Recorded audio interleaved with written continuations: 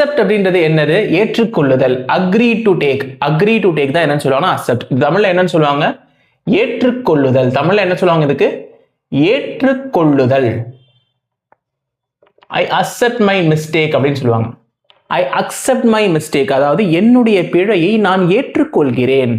I accept that I did this, அதாவது நான் accept பண்ணிக்கிறேன். ஐ அக்செப்ட் மை மிஸ்டேக் அப்படின்னா என்னுடைய பிழையை நான் ஏற்றுக்கொள்கிறேன் அப்படின்னு சொல்லிட்டு அர்த்தம். எக்ஸெப்ட் அப்படின்றது எக்ஸ்க்ளூடிங், இதை தவிர்த்துன்றாங்க இல்லையா? எக்ஸெப்ட் திஸ், தவிர்த்து, இதை தவிர்த்து.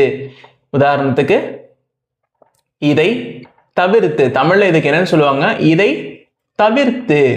Except this, I can accept anything except this. நான் என்ன வேணாலும் ஏற்றுப்பேன், ஆனால் இதை மட்டும் என்னால் ஏற்றுக்க முடியாது.